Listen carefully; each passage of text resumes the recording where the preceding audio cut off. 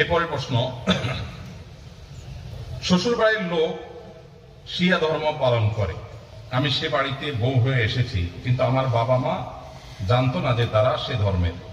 এখন শ্বশুর বাড়ির লোকের সাথে আমার মেলে না, সংসারে শান্তি বজায় রাখার জন্য আমার এখন কি করা উচিত?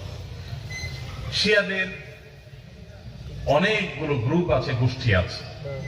শিয়াদের কিছু গ্রুপ আছে, গোষ্ঠী আছে, তারা মুসলমানই না, ইসলামের গণ্ডি থেকেই খারেজ। তাদের সাথে বিবাহ হলেও সেই বিবাহ বাতিল, সঠিক নয়। বিরাট দ্রুততার সাথে এখান থেকে সরে যেতে হবে এবং অন্যত্র বিয়ের চিন্তা করতে হবে।